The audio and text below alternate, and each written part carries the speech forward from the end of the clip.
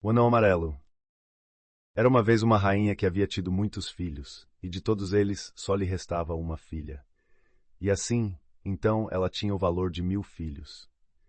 Sua mãe, que desde a morte do rei seu pai não tinha ninguém no mundo com quem se importasse tanto quanto com essa princesinha, temia tanto perdê-la que a mimou demais, e nunca tentou corrigir nem nenhum de seus defeitos. A consequência foi que essa garotinha, que não poderia ser mais bela e que um dia teria uma coroa na cabeça, cresceu tão orgulhosa e tão apaixonada por sua própria beleza que desprezava todas as outras pessoas do mundo. A rainha, sua mãe, por causa de seus afagos e lisonjas, ajudou a fazê-la crer que não havia nada bom o bastante para ela. Estava quase sempre usando os vestidos mais bonitos, como uma fada, ou como uma rainha em trajes de caça, e as senhoras da corte a acompanhavam, vestidas como fadas da floresta. E para torná-la mais vaidosa ainda, a rainha fazia seu retrato ser pintado pelos artistas mais inteligentes e o enviava a vários reis vizinhos com quem ela mantinha laços de amizade.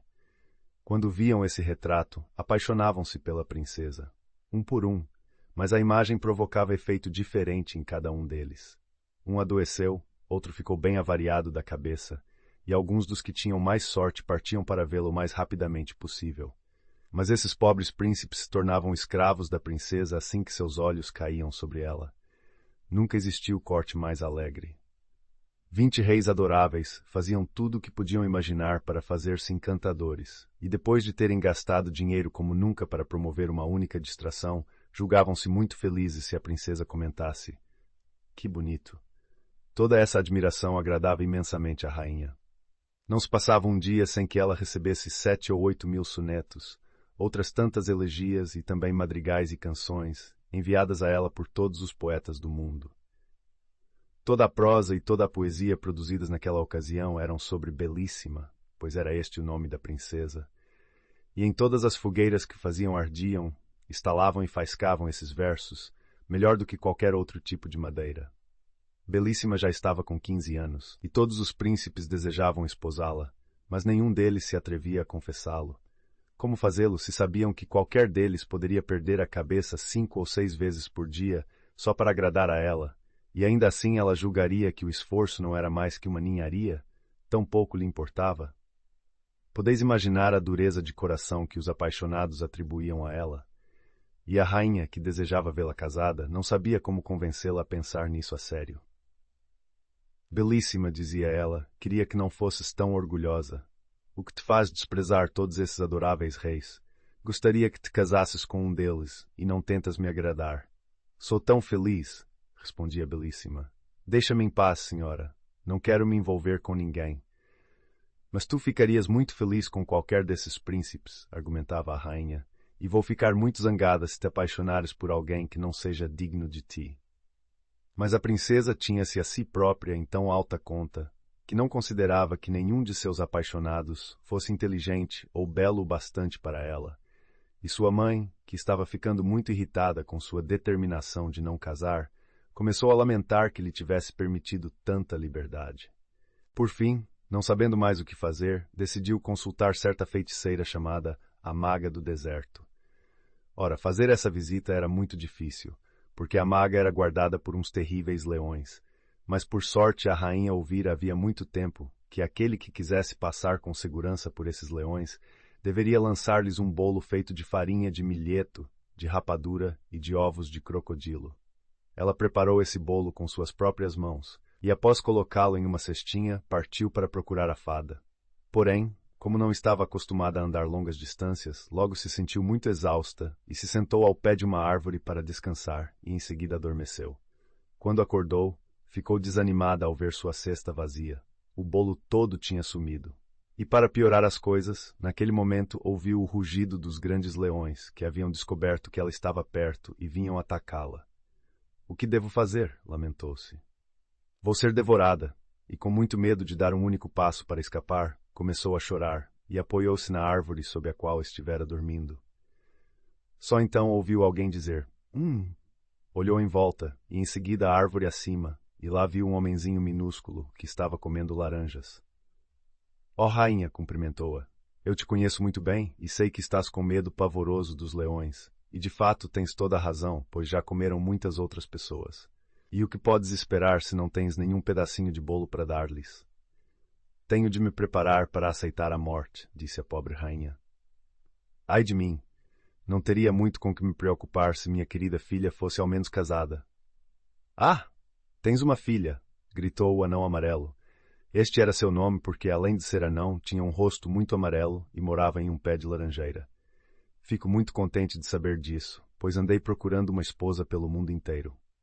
Agora, se me prometeres que ela se casará comigo, nenhum dos leões, tigres ou ursos te molestará.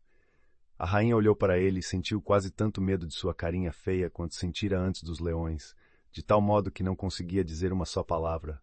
— O quê? — Estás hesitando, gritou o anão. Deves adorar a ideia de ser comida viva. E enquanto ele falava, a rainha viu os leões, que vinham correndo morro abaixo em sua direção.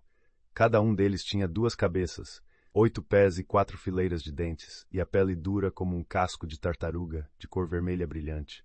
Diante dessa terrível visão, a pobre rainha, que tremia como uma pomba ao ver um falcão, gritou tão alto quanto podia. — Oh, caro anão, Belíssima se casará contigo. — Ah, certamente, disse ele com desdém. Belíssima é bonita o suficiente, mas eu particularmente não quero me casar com ela. Podes ficar com ela.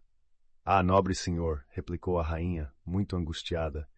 Ela não é de se recusar. É a princesa mais encantadora do mundo. — Ah, bem, respondeu ele. Por caridade, vou ficar com ela, mas tem certeza e não te esquece de que ela é minha. À medida que ele falava, uma portinha abriu-se no tronco da laranjeira, e a rainha correu para dentro, no momento exato, e a porta fechou-se com um estrondo na cara dos leões. A rainha estava tão confusa que a princípio não notou outra portinha na laranjeira, mas em seguida esta se abriu e ela se viu em um campo de cardos e urtigas. Estava cercado por um fosso lamacento, e um pouco mais adiante havia uma cabanazinha de palha, da qual saiu o anão amarelo com ar muito animado. Calçava sapatos de madeira e um casaquinho amarelo, e como ele não tinha cabelo e suas orelhas eram muito compridas, no conjunto parecia um objetozinho deplorável. — Estou muito feliz, disse a rainha, com que tu, na qualidade de minha futura sogra, venhas a conhecer a casinha em que tua Belíssima morará comigo. Com esses cardos e urtigas, ela pode alimentar um burro que pode montar sempre que quiser. Sob este teto humilde, nenhum mau tempo a atingirá, beberá a água deste riacho e comerá rãs, que engordam bem por aqui, e então sempre terá a mim junto a ela, bonito, simpático e alegre, como tu me estás vendo agora. Isso porque, se a sombra dela a acompanhar mais de perto do que eu, ficarei surpreso. A desditosa rainha, percebendo de uma só vez que vida miserável sua filha teria com esse anão, não conseguia suportar a ideia e prostrou-se entorpecida, sem dizer uma palavra. Quando voltou a si, para grande surpresa sua, viu-se deitada em sua cama em casa, e mais ainda, que estava usando a touca de dormir rendada mais linda que já vira em toda a sua vida. No início, pensou que todas as suas aventuras, os terríveis leões e a promessa ao anão amarelo de que ele se casaria com Belíssima não deviam ter sido mais que um sonho. Mas havia a nova touca com uma bela fita e com renda para lembrar-lhe que era tudo verdade, e isto a deixou tão infeliz que não conseguia comer, beber nem dormir, tomada que estava por esses pensamentos. A princesa, que apesar de sua obstinação, realmente amava a mãe de todo o coração, ficou muito pesarosa quando a viu com ar tão triste, e muitas vezes lhe perguntava qual era o problema. Mas a rainha, que não queria que ela descobrisse a verdade, dizia apenas que estava doente, ou que um de seus vizinhos ameaçava declarar guerra contra ela. Belíssima sabia muito bem que algo lhe estava sendo ocultado, e que nenhum desses era o verdadeiro motivo para a inquietação da rainha. Portanto, decidiu que consultaria a maga do deserto sobre o assunto, principalmente porque tinha ouvido dizer muitas vezes que ela era sábia, e pensou que, nessa mesma ocasião, poderia pedir-lhe conselhos sobre quanto se faria bem casando-se ou não. Assim, com grande cuidado, ela fez um bolo apropriado para pacificar os leões, e uma noite recolheu-se a seus aposentos muito cedo, fingindo que ia dormir. Porém, em vez disso, envolveu-se em um longo véu branco, desceu uma escada secreta e partiu completamente sozinha para encontrar a bruxa. No entanto, quando alcançou a mesma laranjeira fatal, e a viu coberta de flores e de frutas, parou e começou a colher algumas das laranjas, e em seguida, após pousar a cesta no chão, sentou-se para comê-las. Mas quando chegou a hora de partir novamente, a cesta tinha desaparecido, e embora procurasse em todos os lugares, não conseguia encontrar vestígio dela. Quanto mais a procurava, mais assustada ficava, e por fim se pôs a chorar. Então, subitamente, viu diante de si o anão amarelo. "Qual é o problema contigo, minha linda?" quis saber. "Por que razão estás chorando?" "Ai de mim", replicou a princesa. "Não é de admirar que eu esteja chorando, vendo que perdi a cesta de bolo, que era para me ajudar a chegar em segurança à caverna da maga do deserto." "E o que queres com ela, linda?" disse o pequeno monstro. "Porque sou amigo dela e por esse motivo sou tão inteligente quanto ela." "A rainha, minha mãe", respondeu a princesa, "nos últimos dias caiu em tristeza tão profunda que temo que venha a falecer, e tenho medo de que talvez seja eu a causa disso, pois ela quer muito me ver casada, e devo dizer-te com sinceridade que ainda não encontrei ninguém que considere digno de ser meu marido. Assim, por todas estas razões, quis falar com a maga." "Não te prestes a mais preocupações, princesa", replicou o anão. "Posso dizer-te tudo o que queres saber, melhor do que ela faria. A rainha, tua mãe, prometeu-te em casamento." "Prometeu-me a mim", interrompeu a princesa. "Ah, não, tenho certeza de que não o fez. Ela me teria dito se o tivesse feito. Sou demasiado interessada no assunto para que ela prometesse algo sem meu consentimento. Deves estar enganado." "Linda princesa", exclamou o anão subitamente, jogando-se de joelhos diante dela, "fico lisonjeado com que não venhas a desgostar da escolha dela quando eu te disser que é a mim que ela prometeu a felicidade de esposar-te." "Tu", gritou Belíssima, começando a recuar, "minha mãe quer casar-me contigo. Como pode ser tão tolo em pensar uma coisa dessas?" "Ah, não é que eu faça questão de ter essa honra", vociferou o anão, zangado. "Mas aqui estão chegando os leões. Vão comer-te em 3 bocadas, e esse será teu fim e o fim de teu orgulho." E de fato, naquele momento, a pobre princesa ouviu urros tenebrosos das feras chegando cada vez mais perto. "O que devo fazer?" perguntou em lágrimas. "Será que toda a felicidade de meus dias chegará a este fim?" O malvado anão olhou para ela e começou a rir cheio de ódio. "Pelo menos", argumentou, "tens a satisfação de morrer solteira. Uma princesa linda como tu deve com certeza preferir morrer a ser esposa de um pobre anãozinho como eu." "Ah, não fiques com raiva de mim", exclamou a princesa, juntando as mãos. "Preferiria casar com todos os anões do mundo a morrer desta maneira horrível." "Olha bem para mim, princesa, antes de dar-me tua palavra", disse ele.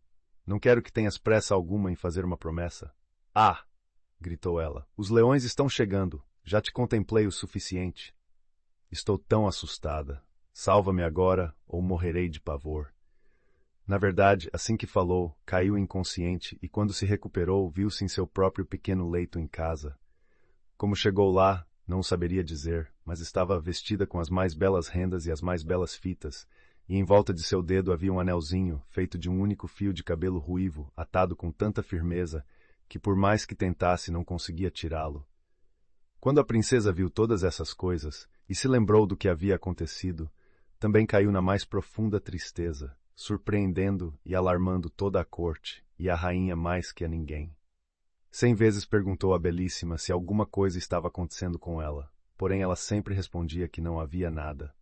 Por fim, os principais homens do reino, ansiosos por ver casada sua princesa, enviaram apelos à rainha, pedindo-lhe que escolhesse um marido para ela o mais rapidamente possível. A rainha respondeu que nada poderia agradar-lhe mais. Porém, sua filha parecia muito pouco propensa a casar, e lhes recomendou que fossem e falassem pessoalmente com a princesa, de modo que eles o fizeram de imediato. Belíssima estava muito menos orgulhosa agora, após sua aventura com o anão amarelo, e não conseguia pensar em maneira melhor de livrar-se do pequeno monstro do que casar-se com algum rei poderoso. Portanto, atendeu-lhes o pedido de maneira muito mais favorável do que era a expectativa deles, dizendo que, embora estivesse muito feliz como estava, ainda assim, para agradar-lhes, concederia casar-se com o rei das minas de ouro. Ele agora era um príncipe muito bonito e poderoso, que vinha apaixonado pela princesa havia anos, mas nunca acreditara que ela um dia tivesse olhos para ele. Não é difícil imaginar-lhes como ele ficou feliz quando ouviu a notícia, e a que ponto perder para sempre a esperança de casar-se com a princesa deixou zangados a todos os outros reis. Mas, afinal de contas, Belíssima não poderia ter se casado com 20 reis. De fato, já tinha sido bastante difícil escolher um, porque sua vaidade a convencia que não havia ninguém no mundo que lhe fosse digno. Começaram imediatamente os preparativos para o casamento mais grandioso que já acontecera no palácio.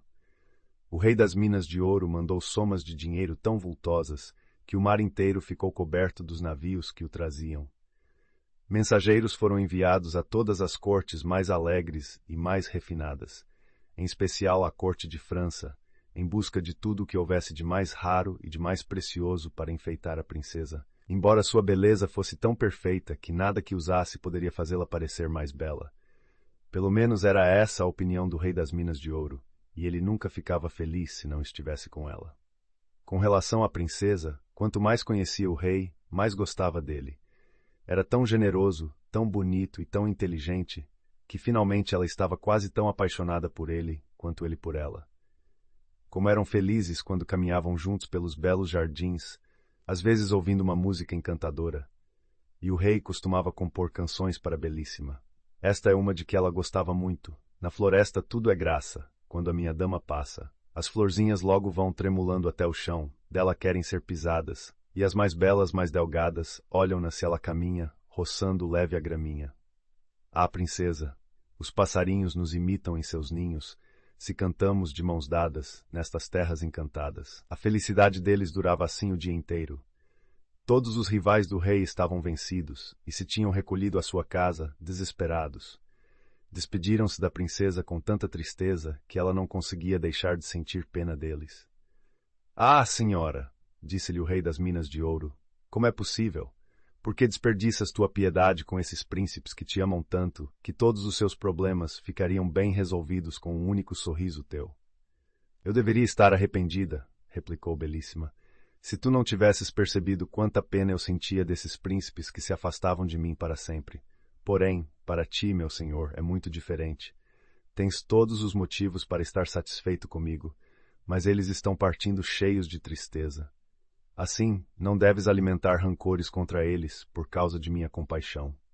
O rei das Minas de Ouro foi conquistado pelo jeito bem-humorado com que a princesa lidava com a interferência dele, e atirando-se a seus pés, beijava-lhe a mão 1000 vezes e implorava que lhe perdoasse.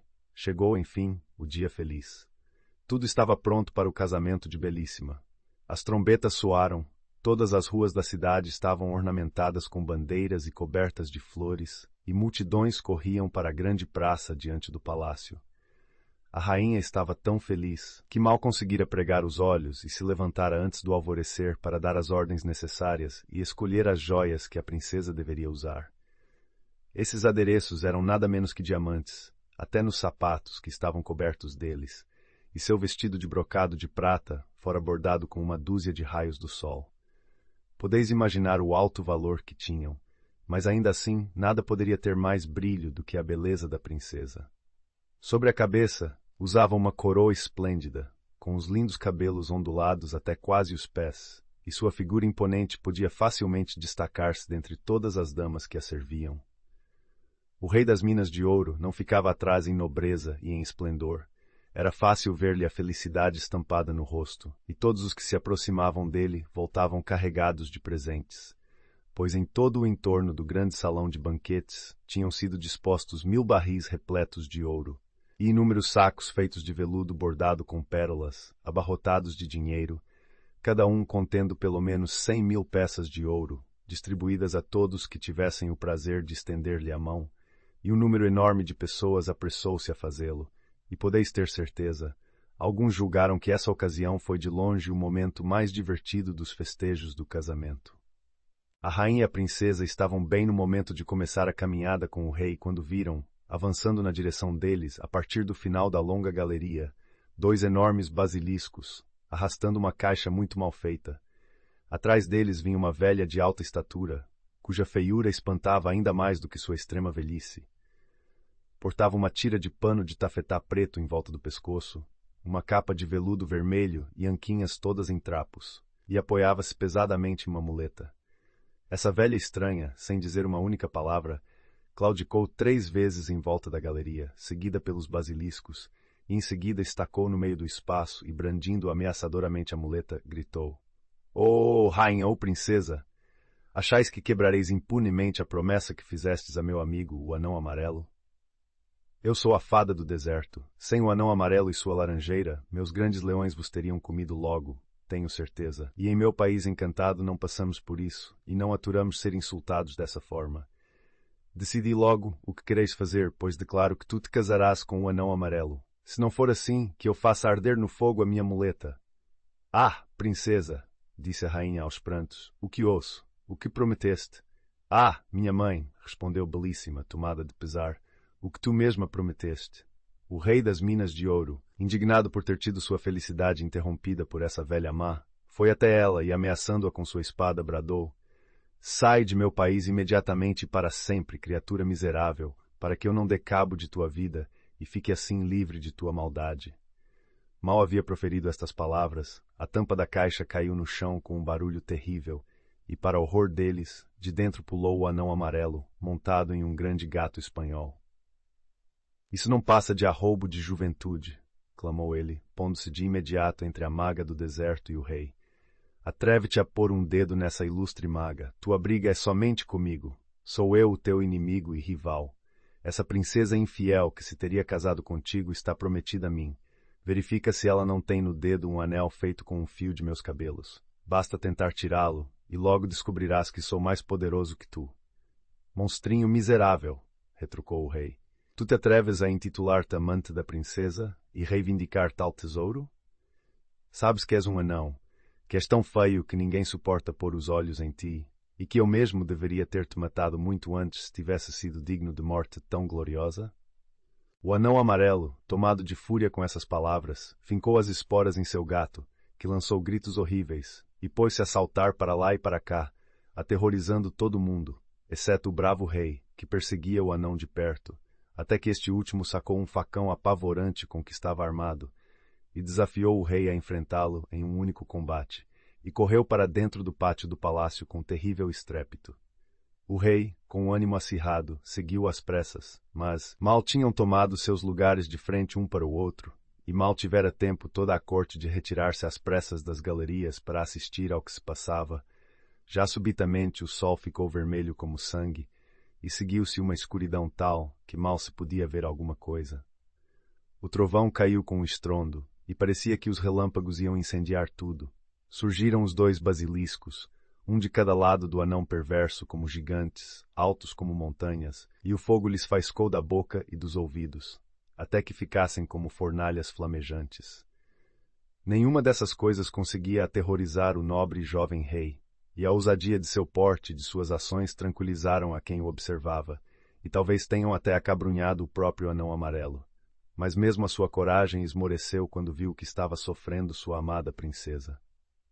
Pois a maga do deserto, com uma aparência ainda mais terrível do que antes, montada em um grifo alado e com longas serpentes enroladas no pescoço, havia-lhe desferido tamanho golpe com a lança que carregava, que Belíssima caiu nos braços da rainha, sangrando e sem sentidos. Sua mãe amorosa, sentindo-se tão ferida pelo golpe quanto a própria princesa, proferiu gritos e lamentos tão lancinantes que o rei, ao ouvi-los, perdeu inteiramente a coragem e a presença de espírito. Desistindo do combate, disparou em direção à princesa para resgatá-la ou morrer com ela, mas o anão amarelo foi ágil demais para ele. Pulando com seu gato espanhol para a galeria, arrebatou Belíssima dos braços da rainha, e antes que qualquer das damas da corte pudesse detê-lo, saltou para cima do telhado do palácio e desapareceu com sua prenda. O rei, hirto de pânico, contemplava em desespero essa sequência horrenda de acontecimentos, contra a qual não tinha forças para lutar, e, para piorar as circunstâncias, escureceu-se-lhe a vista, tudo ficou em sombras, e ele se sentiu alçado aos ares por uma forte mão. Essa nova desgraça era obra da malvada maga do deserto, que acompanhara o anão amarelo para ajudá-lo a levar a princesa, e se apaixonara pelo belo jovem rei das minas de ouro assim que o avistara. Julgava que se o levasse para alguma caverna assustadora e o acorrentasse a uma rocha, logo o medo da morte o faria esquecer Belíssima e tornar-se seu escravo. Então, assim que chegaram ao lugar, ela lhe devolveu a visão, mas sem libertá-lo de suas correntes, e por causa de seu poder mágico, surgiu diante dele como uma fada jovem e bonita, fingindo ter chegado lá bem por acaso. "O que vejo?" exclamou. "Querido príncipe, és tu?" Que desgraça te trouxe a este lugar sombrio?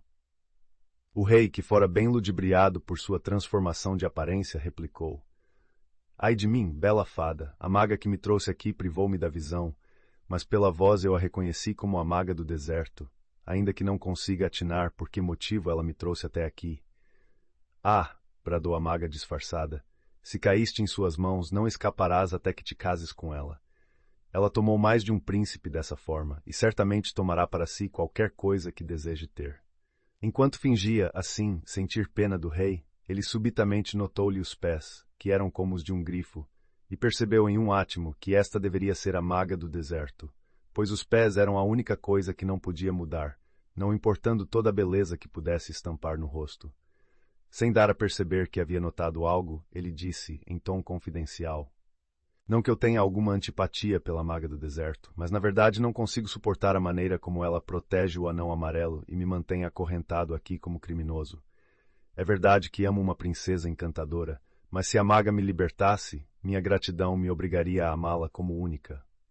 É mesmo verdade o que dizes, príncipe? Perguntou a maga, inteiramente ludibriada.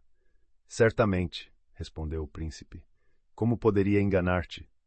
Entende que é muito mais lisonjeiro para a minha vaidade ser amado por uma maga que por uma simples princesa. Mas mesmo que eu esteja morrendo de amores por ela, vou fazer de conta que a odeio até que seja posto em liberdade. A maga do deserto, tomada de total enlevo por essas palavras, decidiu imediatamente transportar o príncipe para um lugar mais aprazível.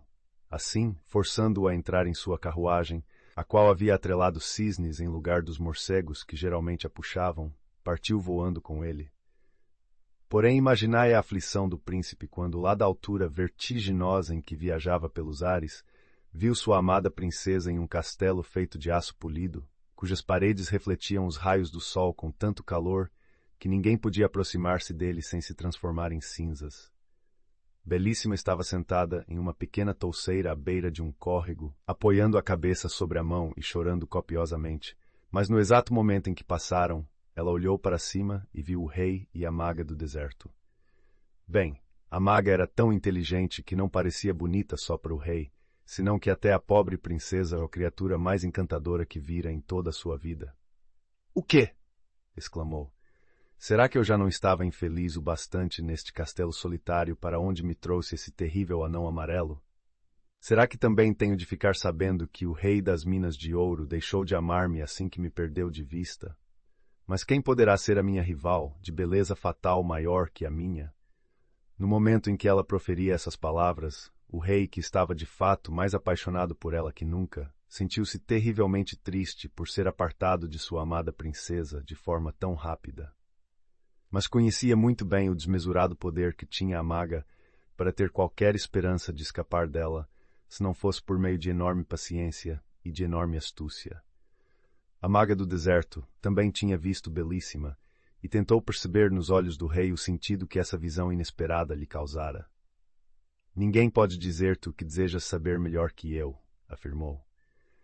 "Este encontro casual com uma princesa infeliz por quem no passado tive uma queda, antes que tivesse a sorte de conhecer-te, afetou-me um pouco, admito, mas tu representas para mim tão mais que ela, que eu preferiria morrer a ter de deixar-te." "Ah, príncipe", argumentou, "será que posso acreditar que tu realmente me amas tanto assim?" "O tempo te dirá, minha senhora", foi a resposta do rei.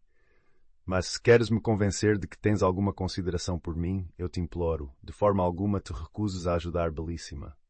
Sabes o que me estás pedindo?" Queixou-se a maga do deserto, franzindo a testa e olhando-o com desconfiança. "Queres que eu aplique minha arte contra o anão amarelo, que é meu melhor amigo, para tirar-lhe uma princesa orgulhosa, a quem só posso considerar minha rival?" O rei suspirou, mas não improvisou nenhuma resposta. O que se poderia dizer a uma pessoa tão lúcida? Por fim, chegaram a um vasto prado, enfeitado de alegria com todos os tipos de flores. Um rio de águas profundas o cercava, e as águas de muitos regatos murmuravam baixinho sob as sombras das árvores, em lugar que ficava sempre fresco e renovado. Um pouco distante havia um esplêndido palácio cujas paredes eram de esmeraldas transparentes. Assim que os cisnes que puxavam a carruagem da maga pousaram sob uma galeria, ornada com piso de diamantes e com arcos de rubis, foram recebidos por todos os lados por milhares de belas criaturas, que vieram ao encontro deles com alegria, cantando estas palavras: quando o amor n'algum peito quer reinar, resistir-lhe é inútil, o orgulhoso acha a dor mais dura de suportar, e amor é 2 vezes vitorioso. A maga do deserto encheu-se de júbilo ao ouvi-los louvar seus triunfos, conduziu o rei ao quarto mais esplêndido que se possa imaginar, e deixou-o sozinho por um tempo, o suficiente para que pudesse sentir que não era prisioneiro. Mas ele tinha certeza de que ela de fato não se havia afastado muito, mas estava sim a espreitá-lo de algum esconderijo. Então, aproximando-se de um grande espelho, dirigiu-se a este com estas palavras: fiel conselheiro, deixa-me ver o que posso fazer para tornar-me agradável à encantadora maga do deserto, pois já não consigo pensar em mais nada senão agradar-lhe. E prontamente se pôs a agir para enrolar o cabelo, e vendo em cima de uma mesa um casaco mais imponente que o seu, vestiu-o com cuidado. A maga voltou tão elevada que não conseguia esconder a alegria. Tenho perfeita consciência dos problemas que tens vivido para agradar-me, comentou ela, e devo dizer-te que já conseguiste fazê-lo perfeitamente. Vês que não é difícil consegui-lo se tu realmente te importas comigo. O rei, que tinha suas próprias razões para querer manter a velha maga de bom humor, não poupou belos discursos, e depois de um tempo foi autorizado a caminhar sozinho na praia. A maga do deserto tinha usado suas feitiçarias para provocar uma tempestade tão terrível que o mais ousado dos pilotos não se aventuraria no mar, e assim ela não tinha medo de que seu prisioneiro fosse capaz de evadir-se.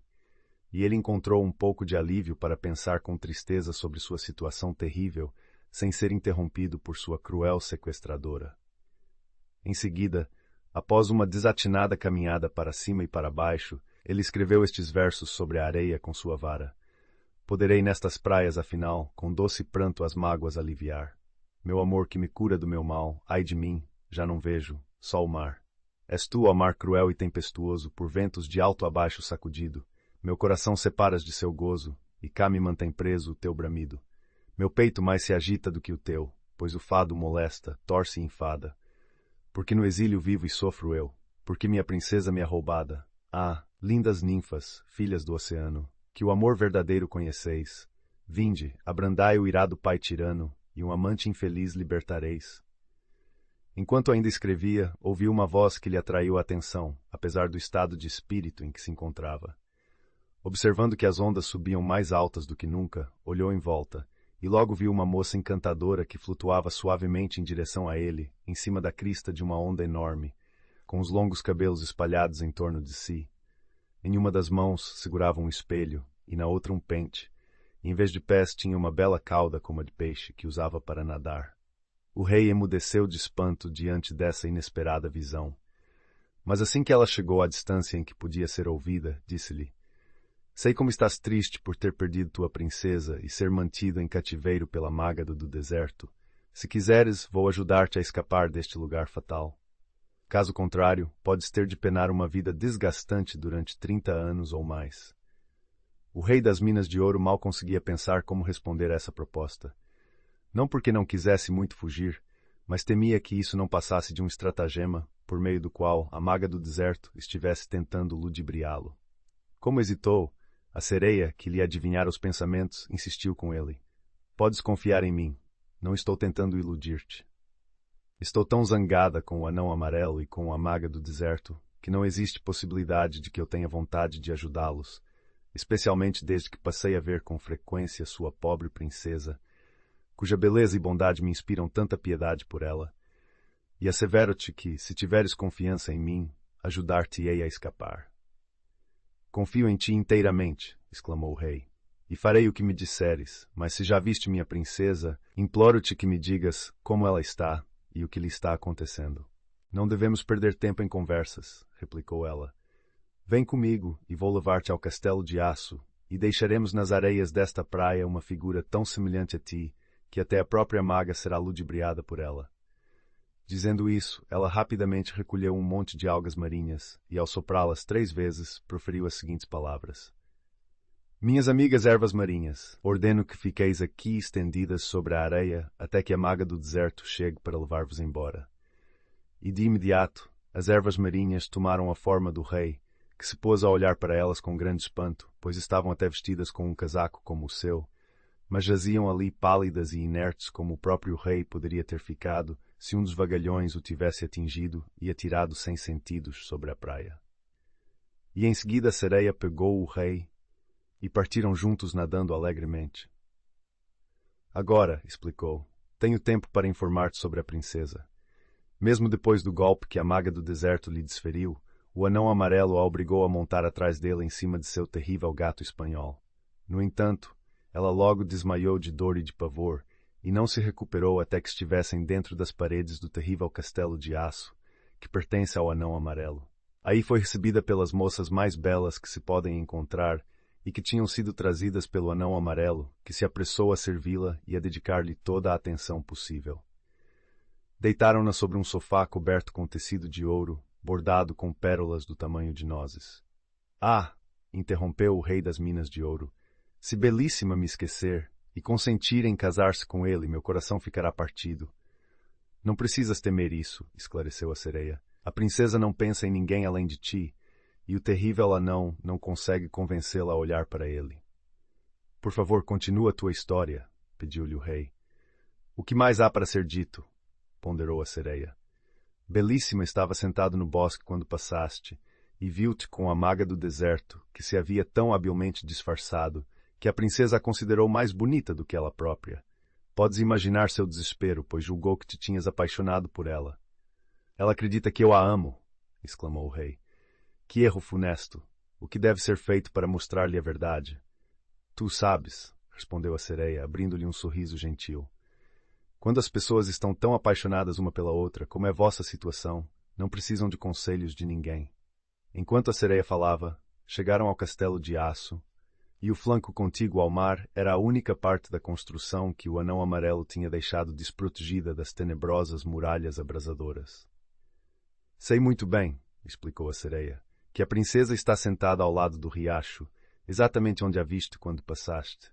Mas, como terás muitos inimigos por enfrentar, antes que possas chegar até ela, toma esta espada. Armado com ela, poderás ousar enfrentar qualquer perigo e superarás as maiores dificuldades. Basta apenas que cuides de uma coisa, que nunca deixes que a espada caia de tua mão. Adeus. Agora vou esperar-te do lado daquela pedra, e se precisares de minha ajuda para levar tua amada princesa, não te desapontarei, pois a rainha, sua mãe, é minha melhor amiga, e foi por causa dela que fui salvar-te. Dizendo-o, deu ao rei uma espada feita de um único diamante, que era mais brilhante que o sol. Ele não conseguia encontrar palavras para expressar sua gratidão, mas implorou-lhe que acreditasse que tinha consciência da importância do presente e nunca esqueceria sua ajuda e sua generosidade. Agora temos de voltar à maga do deserto. Quando descobriu que o rei não retornara, apressou-se a procurá-lo e chegou à praia com uma centena de damas em seu séquito, carregadas de esplêndidos presentes para ele. Algumas traziam cestas repletas de diamantes, outras taças de ouro fabricadas com esmerada arte e com âmbar, coral, pérolas, e outras ainda equilibravam sobre a cabeça um pacote dos produtos mais valiosos e mais belos, enquanto as restantes carregavam frutas e flores e até pássaros. Porém, qual não foi o horror da maga, que acompanhava esta alegre comitiva, quando viu, esticada sobre a areia, a imagem do rei que a sereia havia feito com ervas marinhas. Tomada de espanto e de tristeza, soltou um grito terrível e atirou-se ao lado do falso rei, chorando e uivando, e apelando às suas 11 irmãs, que também eram magas e que acorreram em seu socorro. Mas todas ficaram embevecidas com a figura do rei, pois eram inteligentes, mas a sereia era ainda mais inteligente que elas. E tudo o que puderam fazer foi ajudar a maga do deserto a erguer um monumento maravilhoso sobre o que achavam que fosse o túmulo do rei das minas de ouro. No entanto, enquanto coletavam jaspe e pórfiro, ágata e mármore, ouro e bronze, estátuas e apetrechos para imortalizar a memória do rei, ele agradecia à boa sereia e lhe pedia ainda que o ajudasse, ao que ela graciosamente aqueceu e desapareceu. E em seguida, ele partiu para o castelo de aço. Caminhava com presteza, olhando ansiosamente ao redor, e ansiava uma vez mais ver sua querida belíssima, mas não tinha ido muito longe quando foi cercado por 4 esfinges terríveis que o teriam logo despedaçado com garras afiadas se não fosse pela espada de diamante da sereia. Pois, tão logo ele a fez cintilar diante de seus olhos, tombaram-lhe aos pés completamente indefesas, e as matou com um único golpe. Porém, mal tinha se virado para continuar sua busca, encontrou 6 dragões cobertos de escamas mais duras que ferro. A despeito de ser um encontro assustador, a coragem do rei foi inabalável, e com a ajuda de sua maravilhosa espada, os fez em pedaços um por um. Agora esperava que as dificuldades tivessem terminado. Mas na próxima curva foi confrontado por uma charada que não sabia resolver. 24 ninfas belas e graciosas avançaram em direção a ele, segurando guirlandas de flores, com as quais barravam o caminho. "Aonde estás indo, príncipe?" perguntaram. "É nosso dever proteger este lugar, e se te deixarmos passar, grandes infortúnios te advirão a ti e a nós. Imploramos que não insistas em continuar. Queres matar 24 moças que nunca te desagradaram de nenhuma forma?" O rei não sabia o que fazer nem o que dizer. O episódio contrariava todas as suas ideias quanto a um cavaleiro fazer qualquer coisa que uma dama lhe pedisse que não fizesse. Mas, como hesitou, uma voz em seu ouvido soprou: "Ataca! Ataca! E não tenhas complacência, ou tua princesa estará perdida para sempre." Assim, sem responder às ninfas, avançou imediatamente, quebrando as guirlandas e espalhando-as em todas as direções, e prosseguiu sem mais obstáculos até a pequena touceira onde tinha visto Belíssima. Ela estava sentada junto ao córrego, com aparência pálida e cansada quando ele chegou, e ter-se-ia prostrado a seus pés. Mas ela desviou-se dele com tanta indignação como se este fosse o próprio anão amarelo. "Ah, princesa!" exclamou ele. "Não tenhas raiva de mim. Deixa-me explicar tudo. Não sou infiel, nem tenho culpa pelo que aconteceu. Sou um pobre coitado que te desagradou sem poder evitá-lo." "Ah!" bradou Belíssima. "Eu te vi singrando os ares com o ser mais encantador imaginável. Isto aconteceu contra tua vontade?" "Na verdade, sim, princesa", retorquiu. "A perversa maga do deserto, não contente em me acorrentar a uma rocha, levou-me em sua carruagem para o outro lado da terra, onde estaria preso até agora, se não fosse a ajuda inesperada de uma bendita sereia, que me trouxe aqui para salvar-te. Minha princesa das mãos indignas que te mantém cativa. Não recuses a ajuda de teu mais fiel apaixonado." Ao dizer estas palavras, jogou-se aos pés da princesa e a segurou pelo manto. Mas, ai de mim! Ao fazer esse gesto, ele deixou cair a espada mágica e o anão amarelo, que estava agachado atrás de uma alface, assim que o viu, pulou para fora e a agarrou, conhecendo bem seu maravilhoso poder. A princesa emitiu um grito de terror ao ver o anão, mas essa reação só irritou o pequeno monstro. Murmurando algumas palavras mágicas, convocou 2 gigantes, que prenderam o rei com enormes grilhões de ferro. "Bem", disse o anão, "sou senhor do destino de meu rival, mas vou conceder-lhe a vida e a permissão para partir ileso se tu, princesa, consentires em casar-te comigo." "Prefiro morrer 1000 vezes", vociferou o infeliz rei. "Ai de mim!" clamou a princesa. "Tens de morrer? Haveria algo mais terrível que isso?" "Tu te casares com esse patife seria muito mais terrível", respondeu o rei. "Pelo menos", continuou ela, "morramos juntos." "Deixa-me ter a satisfação de morrer por ti, minha princesa", declarou ele. "Oh, não, não", gritou ela, virando-se para o anão. "Em vez disso, farei o que quiseres." "Princesa cruel", bradou o rei, "farias minha vida horrível para mim casando-te com outro diante de meus olhos?" "Não é assim", retrucou o anão amarelo. "És um rival a quem temo muito. Não verás nosso casamento." Proferindo estas palavras, apesar das lágrimas e gritos de Belíssima, apunhalou o coração do rei com a espada de diamante. A pobre princesa, vendo seu apaixonado morto a seus pés, já não poderia viver sem ele. Desabou ao seu lado e faleceu de coração partido. Foi este o fim desses infelizes apaixonados, a quem nem sequer a sereia conseguiu ajudar, porque todo o poder mágico havia sido perdido com a espada de diamante. Quanto ao perverso anão, preferiu ver a princesa morta a vê-la casada com o rei das minas de ouro.